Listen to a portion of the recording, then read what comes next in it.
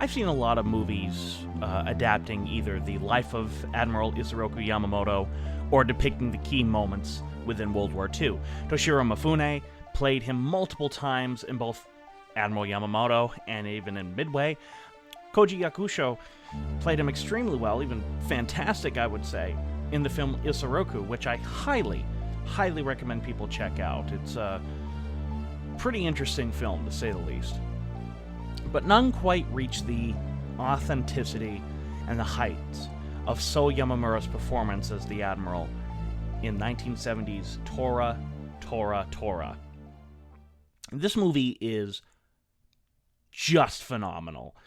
In fact, words do not really give it justice. I mean, this movie is a historian's wet dreams. This movie is clearly made not to focus on drama, but to focus on history as to what we knew at the time. And to this day, I can't really find many historical films this accurate, except maybe Waterloo, released that same year. And like Waterloo, this movie is historically accurate almost to a fault. Despite my love of Tora, Tora, Tora, I can understand why modern audiences, or general audiences in general, wouldn't be able to really get into it, or perhaps understand many of the nuances within the film itself. I'm not really going to dive into all the things that really makes Tora, Tora, Tora such a great movie in terms of history, so I've decided to narrow down my focus onto what I'd call the greatest performance in the film, which is Admiral Yamamoto. And it really needed to be, since the attack on Pearl Harbor was, in essence, his brainchild along with Minoru Genda. He actually served as a major historical advisor on the making of this movie. And both, for lack of a better term, characters, quote-unquote, are brought to life in the movie better here than in anything else they've been portrayed in. But one last time, Soh Yamamura really takes the cake as Yamamoto. Hell, he even looks like Yamamoto. And he's actually not in the film that much, probably about 10 to 15 minutes of screen time. But like the best characters, the less you see of him, the more you remember those scenes. And a lot of that goes into Soh Yamamura's on-screen presence, from the slow, calculating walks to the way the man looks around to his crew, or even how, like, the moment he utters a word, the entire room falls silent. Stuff like that really helps his performance. Even to how he's shot. Every frame Yamamoto is on screen, the shot is positioned in a way that your eye is drawn to him, even if he's not the one speaking. No other character within Tora, Tora, Tora is shot like this, not in the Japanese sequences or the American. And I truly think this was a conscious decision, in particular, on the director Toshio Masuda's mind. And I say Toshio Masuda because the other Japanese director, Kenji Fukusako, really directed more of the special effects sequences, particularly those on aircraft carriers and within the aircraft themselves. One of the things that makes me really like how the three filmmakers who directed this approach to Yamamoto is just how simple it is. They don't get bogged down in Yamamoto's past. They mention him studying in America, his admiration for American ingenuity and their industrial might. It even mentions the friction felt between Imperial Japanese Navy versus that of the Imperial Japanese Army. I mean, this is how the movie opens. It's Yamamoto taking over command of the fleet from Zengo Yoshida. And without much waiting, we already see the actual divide in the Japanese hierarchy about what to do. Throughout Tora, Tora, Tora, Yamamoto is seen in two lights and two mindsets. One is the dedicated naval officer bent on carrying out his orders to the best of his ability.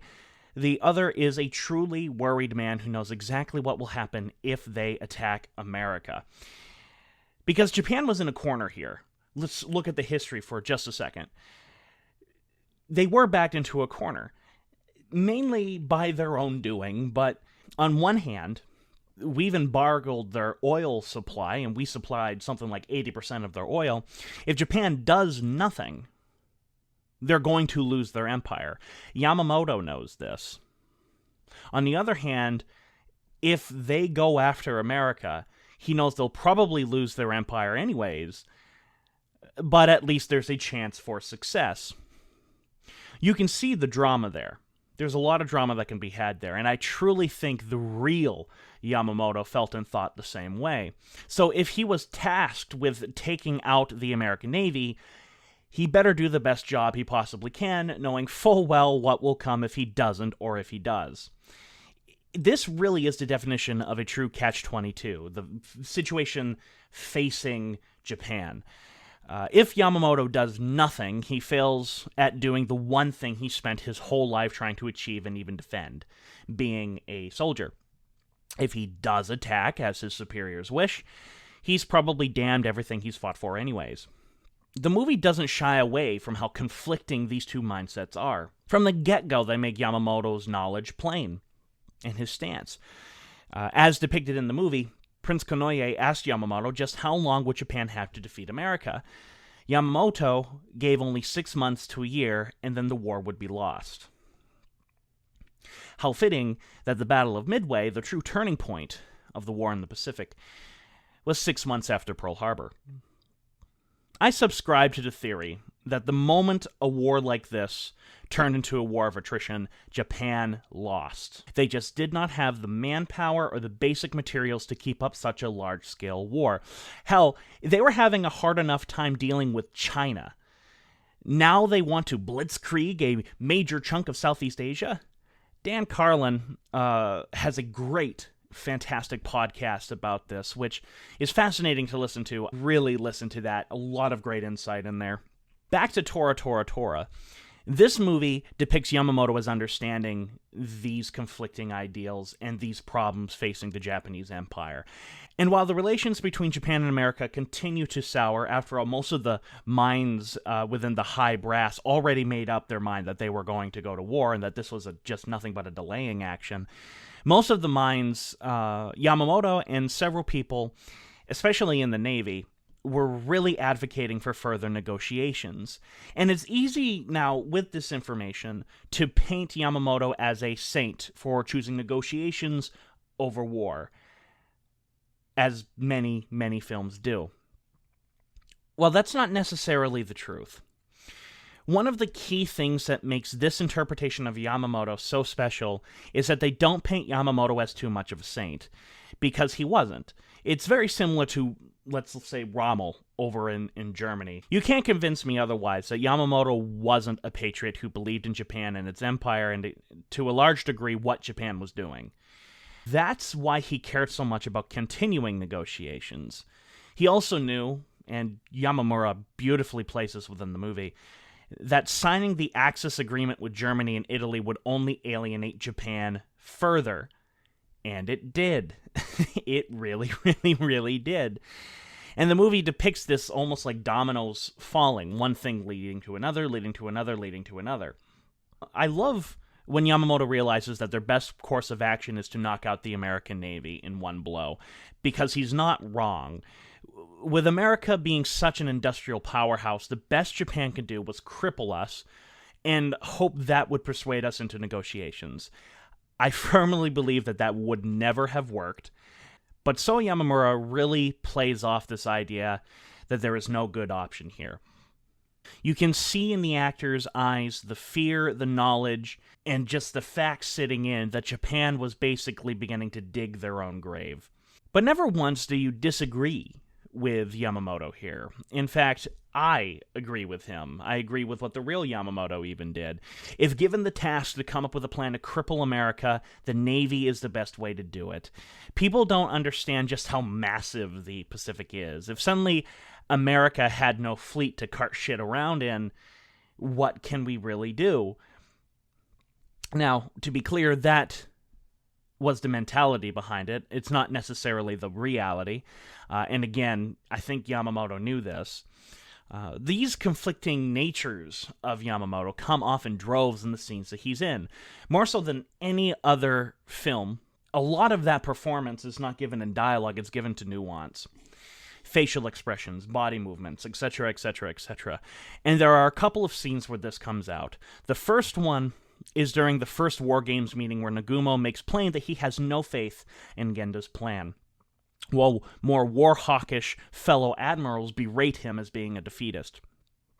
Yamamoto stands up, shuts up everyone, and makes a firm decision. They are going to attack Pearl Harbor. Meanwhile, just a few scenes later, more admirals are underestimating America, something that was all too common throughout the war. And Yamamoto shuts them up with a firm and strict tone. Do not underestimate the enemy, especially America. I also like these two scenes because they depict Yamamoto as what I believe he truly was.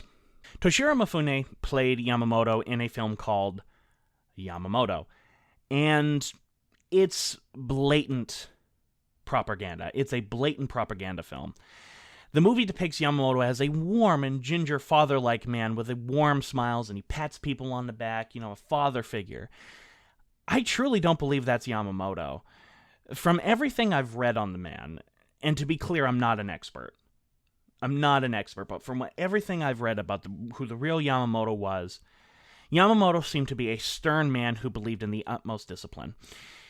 He was known for being harsh, but rewarding. And while most films about him go one way, like in Midway, for example, 1976, or go the complete and total opposite way, Tora somehow found this amazing middle ground. There are scenes of him laughing at the beginning, then scenes like the ones mentioned before, and also scenes where he stares out at his planes with pure pride as they hit their targets and drill, and they're doing a great job. The look of pride on Yamamoto's eyes, you can't ignore that. And a lot of that is performance, not dialogue. In fact, there's no real dialogue needed. Another example is when he gets when he gets word of the first wave of planes having reached Hawaii. While others are chattering, Yamamoto just sits there still, eyes closed, meditating. I couldn't imagine what he must have been feeling, the tension of the attack. And Soh Yamamura does a good job of portraying a man just waiting for the word to come. And then his next scene, when he learns of Tora, meaning complete surprise, that the surprise has been achieved, and only then does he open his eyes. But something is off about his stare, and you can see in the actor's eyes not pride, not achievement, but lamentation. I've seen this sequence interpreted in two ways. One is being Yamamoto truly realizing that this is it, we're at war with America, and then the other being that something is wrong. Why isn't the U.S. Navy armed and alert? Now, the movie depicts why, an error in timing by Japan.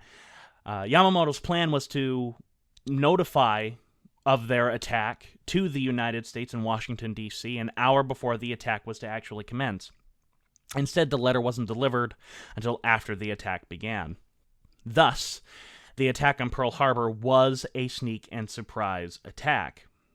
And when Yamamoto learns of this, while his peers are cheering of a great victory, Yamamoto knows the truth. I can't imagine anything that would infuriate Americans more, he says. And of course, he then says what is arguably one of the most memorable quotes of all time in history. We have only awakened a sleeping giant and filled him with a terrible resolve.